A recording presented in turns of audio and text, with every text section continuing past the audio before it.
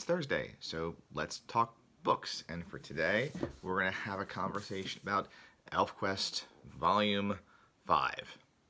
I had to look for a second at which volume I had in my hand again. Even though I just did show notes and stuff about this, I've been reading a lot of ElfQuest lately, and I'm like, wait, was it 4? Was it 5? Was it 6? It's 5. All right, and this is a good one. And if you are a fan of the ElfQuest series, you're going to really, really have a great time with this, especially if you've not gotten this far in the volumes. So if you don't know, I, about a year ago, started reading a lot. And it was always a running gag, especially with my co-host on Glober and Mark Plord, that I never read, which is somewhat true. I read a lot when I was younger, and then I got to grad school, and I spent 2 years reading all the time, but reading, stuff for homework, right? And reading books about economics and marketing and finance and all that crap to get my MBA. And after grad school, I was done. I wasn't reading anymore. I'm taking a break.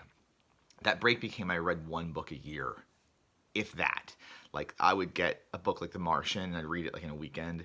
But, anything that someone would say, I want you to read this book, try that book. I'm like, oh yeah, no, I'm not going to do that. And that kind of culminated with, I remember I was a year or two ago doing an episode of Glowburn where there was a review of Hero's Journey, and I didn't even read past page 60. So, but I read now. I even read Hero's Journey, and every week, every day I read a book, every single day. I read a little bit each night with the goal of reading one book at least per week.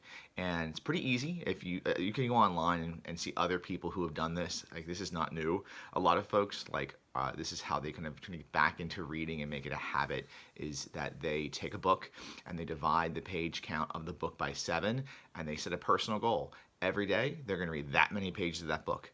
And for me, it's worked pretty great. There's only been a few instances where I haven't been able to get through a book in one whole week.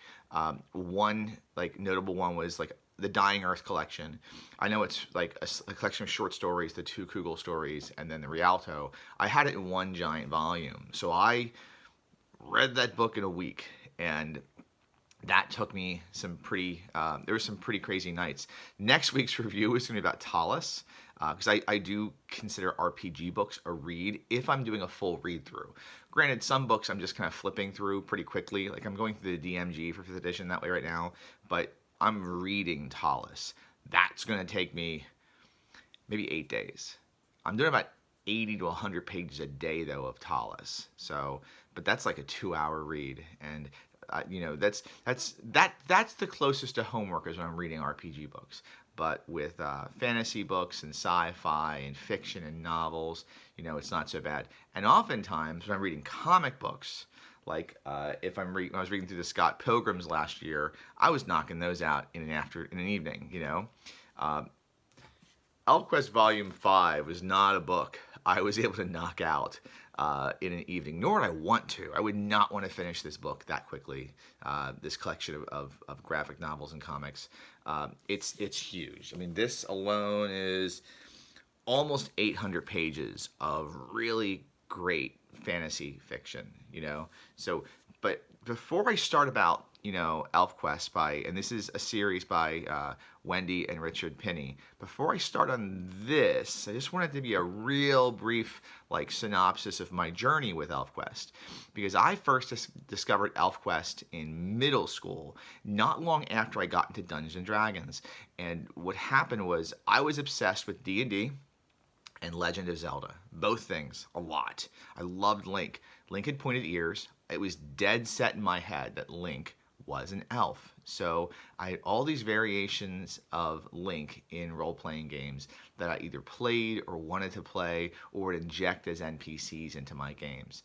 So when I was at Walden Books at the Oxford Valley Mall in near Levittown, Pennsylvania, I saw a copy of a role-playing game totally about elves. And on the cover, you got this cool dude with a scimitar running around, riding a wolf, being chased by these crazy jabronis behind him. I'm like, oh, this looks so cool. I flipped it open, and the rule system, it's D100 based for skill checks, but the stats looked like it was on like a 3 to 18 scale, at least at first, and didn't look that different than D&D. And holy crap, there's these cool comics in here.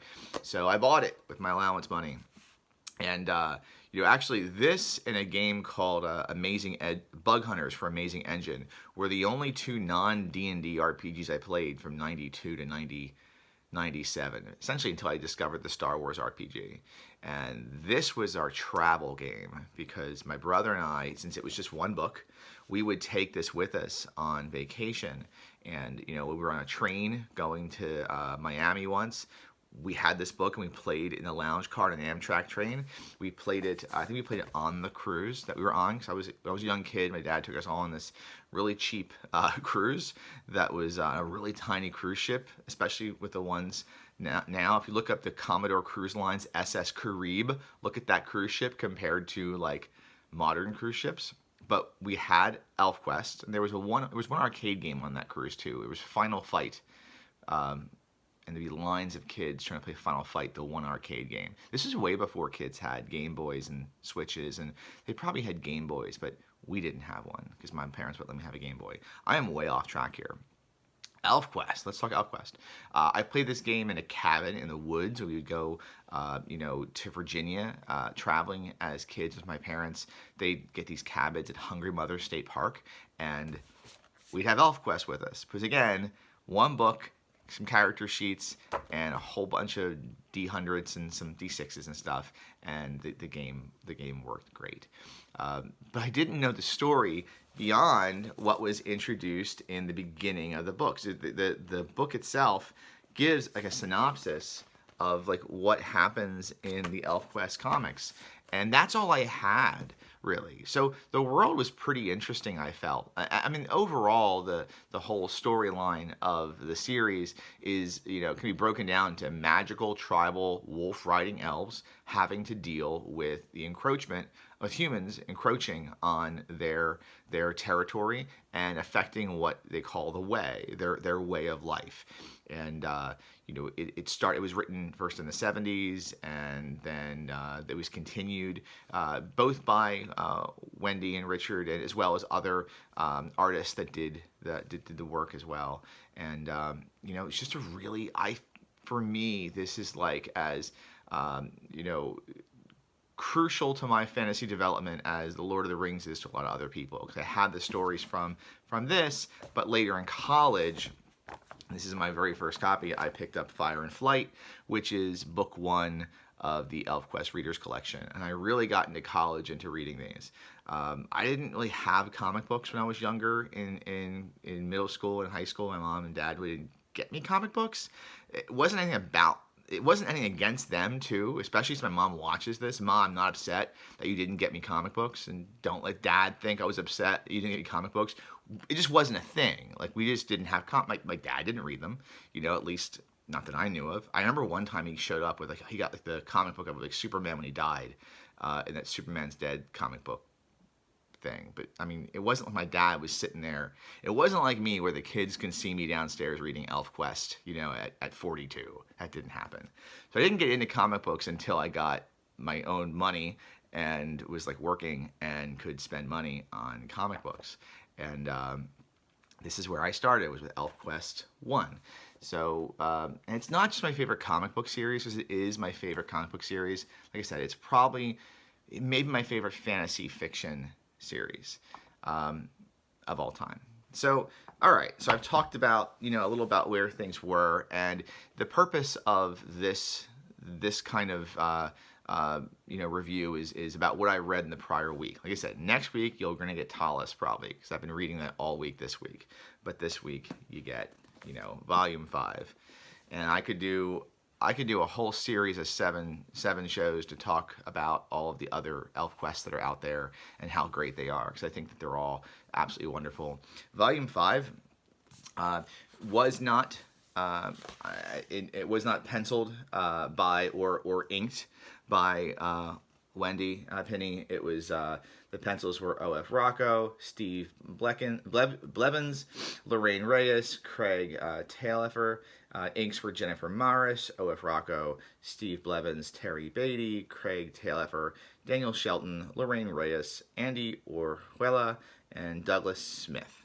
So that's all the art. So as you can see, this compared to like more of the uniform early stories, this is going to have a few, various artists in there, which is kind of cool. You get to see the work done and these characters portrayed through different different style. It could be a little jarring in a couple of spots when the story is being continued, and sometimes some of the elves in the story, especially not the main characters, you might lose track of who is who. Like there's a couple times where I kind of mixed up Pike, who is one of the the Wolf Riders, who is like kind of the jovial howl master. He's the one that tells the tales of he's the storyteller. And Redlance, who is the elves' tree shaper. He can like manipulate plants and stuff with his magic, because every elf has some kind of ability. And that sometimes some of those elves that look similar, I had a hard time when the art shifted, but it comes back pretty quick.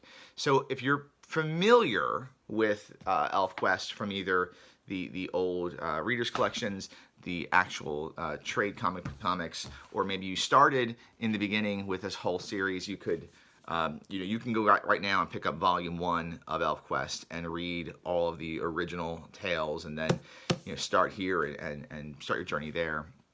ElfQuest 5 picks up with Chiefess Ember, and Ember, the daughter of Cutter, who is the main character through most of the ElfQuest stories.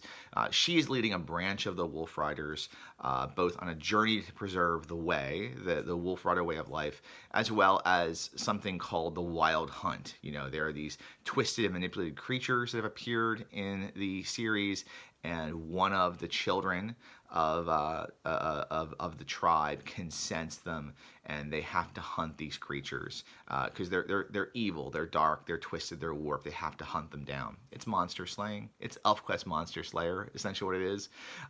What first drew me to the universe of ElfQuest was, again, seeing the picture of this cool elf riding a wolf on the front. But what kind of kept me in the series was how much it celebrates community and family and the personal relationships between the characters.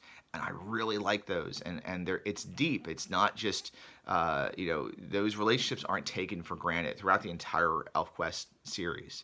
One thing that I will say is that some really awesome new characters are introduced, especially a new elf character named Tyr, who is like an animal bonding character. His magical power is he can bond with a whole pack of wolves, but he's not a wolf rider, and he could manipulate the minds of other animals.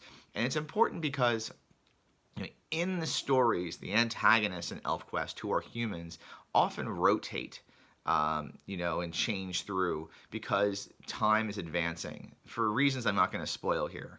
So in this series, which starts out alongside Volume 4, Volume 4 is Shards, which is about a war with humans that occurs with Cutter, the father of Ember. And Volume 5 is taking place, some of it at the exact same time as Volume 4. It's the diverging story. It's the B plot, essentially. So whereas you have these alternating antagonists, the elves are pretty stable. I mean, you have the same characters in these stories for a long period of time. So to have some new characters introduced is awesome. Tyr, the animal bonding elf, is an awesome character. Really enjoyed that character. It was been a hermit for like over 60 years by himself, and now thrust into a community. And how does he adapt to it? Does he keep his old mindsets? Does he evolve? Really great character development with him, especially his relationship with Ember, and then how that pulls at what her responsibilities are as a chiefess of her tribe. Another great character in this story, especially for D&D fans or you know, traditional fantasy RPG fans, is Larrigan, who is introduced late in the series, who's a ranger. I'm saying he's a ranger. I mean, they just have him as a hunter in there, like an elf hunter, but I'm calling him a ranger. And if you ever want to think of what a ranger would look like with like a favorite enemy of elves, that's Larrigan. But he's not some one-dimensional character. I mean, he's a full three-dimensional character. So he's a character that while you're not going to like him, especially at first, there's going to be things that grow on you about him that make him an interesting character. So that is ElfQuest Volume 5, my quick review. It's awesome. Read it. After you've gone and picked up ElfQuest Volume 1, and you've read this, and then you've read Volume 2, and Volume 3, and Volume 4, and it's going to take you a bit to get here, but I'm really glad that I kicked back up again with this, because I had kind of stopped at what would be considered like partially through ElfQuest Volume. Like I had bought up to Volume 4 in this version, you know, years ago. So the fact that I finished Shards and now I'm into the Wild Hunt, these are all new stories for me that, like, in my post-college world, right? It's been a long time since college. I mean, I discovered the comic books for ElfQuest in, like, 1998, you know, so it's been a long journey. And I'm really glad I took it. So that's that. I will, you know, see you all again tomorrow. Have a great day and take care of each other.